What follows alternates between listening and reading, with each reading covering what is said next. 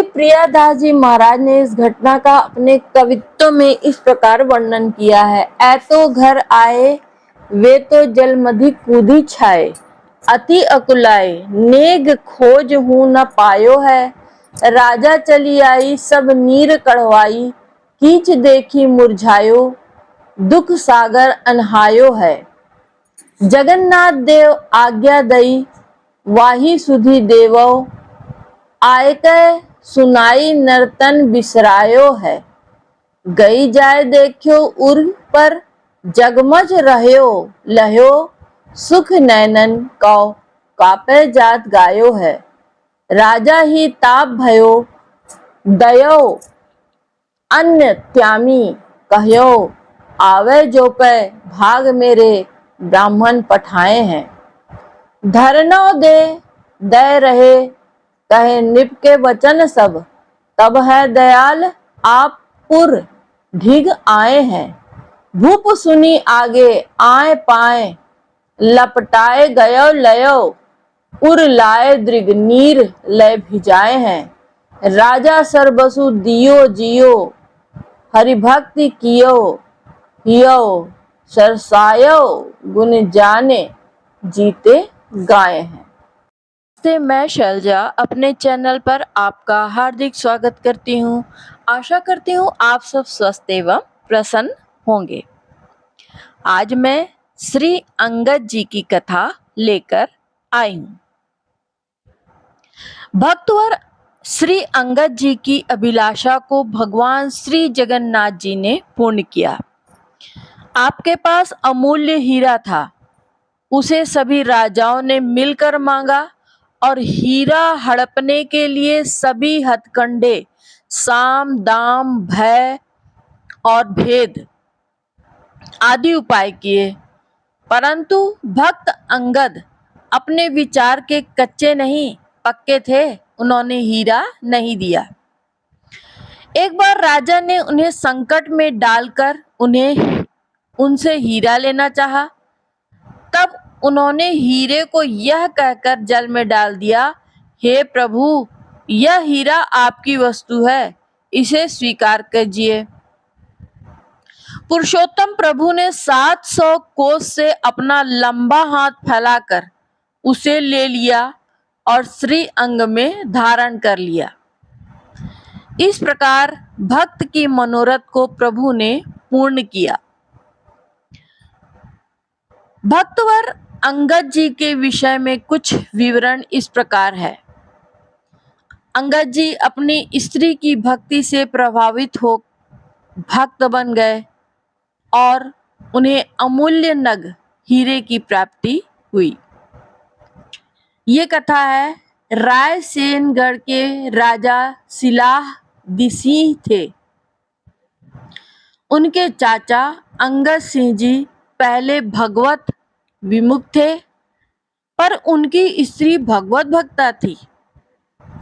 एक बार उनके श्री गुरुदेव घर पर आए और भक्ता शिष्या की प्रार्थना पर वे सुख पूर्वक सुख स्वरूप भगवान श्री कृष्ण की कथा कहने लगे। इसी बीच अंगद जी आ गए और फटकारते हुए श्री गुरु जी से बोले, स्त्री जाति के साथ यहाँ क्या कर रहे हो? यह इतना सुनते ही श्री गुरुदेव वहां से उठ के चले गए।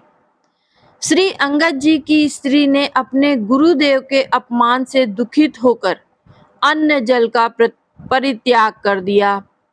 श्री अंगद जी सी तो सांसारिक सुखों के वशीभूत थे, अतः स्त्री को मनाते मनाते उन्होंने उसके पांव पकड़ लिए और कहा, अब जो कुछ भी तुम कहो मैं वही करूंगा। उस समय मेरी बुद्धि नष्ट हो गई थी, अतः अनुचित शब्द मुंह से निकल गए। पतिदेव के दैन्य को देखकर उस भक्ता का हृदय दया से भर गया। उसने कहा, अब आप मेरे चरणों को छोड़कर मेरे गुरुदेव के चरणों में जाकर पड़िए और उन्हें प्रसन्न कर उनको अपना गुरु बनाइए। स्त्री की आवाज सुनकर अंगद जी श्री गुरु जी के पास गए और बड़े प्रेम से उन्हें घर लिवा लाए। दीन भाव से विनती कर उनके शिष्य बन गए। उन्हें सादर भोजन कराकर उनका उच्छिष्ट प्रसाद लिया। जब श्री अंगद जी के हृदय में भक्त भगवान और श्री गुरुदेव में एक नवीन प्रीति प्रकट हो गई। अपने भतीजे राजा श्री शिलादी सिंह के आदेशानुसार एक बार आपने एक शत्रु राजा के ऊपर चढ़ाई की और विजय प्राप्त कर ली। राजभवन की लूट में आपको राजा की टोपी मिल गई जिसमें 100 नग जड़े हुए थे। उनमें से एक नग सबसे मूल्यवान था। टोपी के 99 नगों को बेच कर आपने संत भगवंत की सेवा कर दी और एक नग जो सबसे बड़ा और सबसे कीमती था उसे आपने अपने पगड़ी की लपेट में रख लिया और निश्चय किया कि इसे मैं श्री जगन्नाथ जी को अर्पण करूंगा। फौजी सिपाहियों में कानाफूसी होते होते 100 नगों की जुड़ी हुई उस टोपी की बात शिलासिंह ने सुन ली। राजा ने लोगों से कहा, चाचा जी, आप यदि उस हीरे को दे दें तो 99 हीरे हम माफ कर देंगे। लोगों ने आकर उसे समझाया और बुझाया, अनेक युक्तियां की, परंतु इन्होंने किसी की नहीं मानी। तब श्री अंगद जी की एक बहन जो इनके यहाँ रसोई बनाया करती थी, राजा ने उसके पैर छूकर उसे लोभ लालच देकर भेद नीति से उससे कहा कि तुम अंगद सिंह को विष देकर मार डालो, फिर मैं तुम्हें बहुत सा धन धरती दूंगा। सबने राजा की बात मान ली। विष घोलकर भोजन में मिला दिया और भगवान का भोग भी लगा दिया। फिर बुलाकर कहा कि आओ भोजन कर लो। थाली परोसकर उनके सामने रख दी। श्री अंगद जी की बहन एक लड़की थी। ये जब भोजन करते थे तो श्री राधा जी की सखी मानकर उसे भी साथ बैठा लेते थे। अपनी लड़की को बचाने के लिए उसने उसे कहीं किसी के घर में छिपा दिया था। ये इसके बिना भोजन नहीं कर रहे थे। अपनी लड़की में अपने भाई का ऐसा अपार प्रेम देखकर उसके मन में भातृ प्रेम उमड़ आया। भाई की मृत्यु से डरकर रोने लगी। गले लगकर उसने सब बात कह दी। अब तुम इसे मत खाओ, ऐसा कहकर वह विष मिले भोजन की थाली लेकर जाने लगी। यह देखकर श्री अंगद जी ने कहा, तूने विष मिले सामान का भगवान को भोग लगा दिया है और अब हमें खाने से रोकती है। ऐसा कहकर उन्होंने उसे ढकेलकर बाहर निकाल दिया और भगवत इच्छा बलवती मानकर पुनः किवाड़ बंद करके सब प्रसाद पाकर लेट गए। आपके ऊपर विष का कुछ भी प्रभाव नहीं हुआ। प्रसाद प्रेम से आपके मुख पर नई चमक आ गई, परंतु आपके मन में इस बात का असह्य कष्ट बना हुआ था कि विष मिश्रित पदार्थ भगवान को भोग लगाया गया है। श्री अंगद जी ने सोच विचार कर हीरा भगवान को धारण कराने की इच्छा से जगन्नाथपुरी की ओर प्रस्थान किया।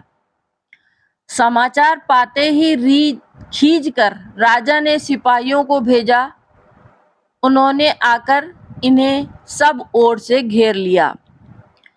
राज पुरुषों ने कहा, आप हीरा यहीं मेरे सामने रख दीजिए, अन्यथा युद्ध करने के लिए तैयार हो जाइए। यह सुनकर श्री अंगद जी ने कहा, आप लोग थोड़ा ठहरिए, मैं इस कुंड में स्नान करके अभी हीरा दिए देता हूँ। आपके मन में तो भगवत प्रेम का ओतप्रोत था, अतः उन्हें न देकर यह कहते हुए हीरा जल में डाल दिया कि प्रभु, यह आपकी वस्तु है, कृपया आप इसे स्वीकार कर लीजिए। प्रेम भरी भक्त की यह वाणी श्री जगन्नाथ जी को अति प्यारी लगी। आजानुबाहु प्रभु ने 700 कोस लंबा हाथ बढ़ाकर उसे ले लिया और अत्यंत सुख पाकर उसे अपने वक्ष स्थल पर धारण कर लिया। श्री अंगद जी उस हीरे को कुंड में फेंककर दुखित मन से अपने घर आ गए। उधर राजपुरुष लोग जल में कूद पड़े और हीरे को ढूंढने लगे। महान प्रयत्न करने पर भी वह हीरा उन्हें न मिला तो वे लोग व्याकुल हो गए। समाचार पाकर राजा भी वहां आ गया। उसने कुंड का सारा पानी निकलवाया, फिर भी जब हीरा न मिला तो कीच में ढूंढवाया। कीच में भी न मिलने पर राजा दुख के सागर में डूब गया। इधर श्री जगन्नाथ जी ने अपने पंडों को आज्ञा दी कि तुम जाकर अंगद सिंह से कह दो कि तुम्हारा हीरा प्रभु को मिल गया है और उन्होंने धारण कर लिया है। इस मंगलमय समाचार को पंडों ने आकर सुनाया। उन्हें इतना आनंद हुआ कि अपने शरीर की सुधि बुद्धि न रही। श्री अंगद सिंह ने पुरी में जाकर देखा तो वही हीरा भगवान के हृदय में जगमगा रहा है। श्री अंगद जी के इस भक्ति के चमत्कार को देख सुनकर राजा के हृदय में महान दुख था। उसने अन्न खाना छोड़ दिया और ब्राह्मणों को उन्हें लीवा लाने के लिए श्री जगन्नाथपुरी को भेजा और उनसे कहा कि तुम जैसे भी हो किसी न किसी प्रकार से उन्हें आप लोग लीवा लाओ। यदि वे मेरे नगर में आए तो अपने बड़े भाग्य मानूंगा। ब्राह्मणों ने राजा के कथनानुसार पुरी में जाकर श्री अंगद जी से राजा के दुख को सुनाया और प्रार्थना की कि अब आप वहीं पधारो। ये किसी भी तरह से वे आने को तैयार नहीं हुए। तब ब्राह्मण लोग धरना देकर बैठ गए। श्री अंगद जी को दया आ गई और राजा के दुख दूर करने के लिए आप चल दिए। जब आप नगर के समीप आए तो राजा ने सुना, तत्काल दौड़कर आया और इनके चरणों में लिपट गया। आपने उसे छाती से लगा लिया। आंखों से आंसू बहने लगे। राजा ने अपना सर्वस्व आपके श्री चरणों में समर्पित कर दिया और इस प्रकार नव जीवन प्राप्त कर जीवन पर्यंत राजा को हरिभक्तमय आचरण किया। राजा ने हरिभक्तमय आचरण किया। जय श्री कृष्ण। इस प्रकार से अंगद जी हरि विमुख पहले थे, फिर बाद में वे भक्त बन गए और जब उन्हें अमूल्य नग की प्राप्ति हुई तो उस हीरे की प्राप्ति के लिए भक्त अंगद को विष दिया गया, किंतु विष निष्प्रभावी हो गया और हीरे के नग के लिए राजा ने प्रत्यक्ष खुजवाया तो जगन्नाथ जी द्वारा प्रत्यक्ष हाथ बढ़ाकर हीरे को प्राप्त किया गया और इस प्रकार से अंगद जी के भक्ति भाव से राजा भी भक्त बन गया। बोलो जय श्री कृष्ण।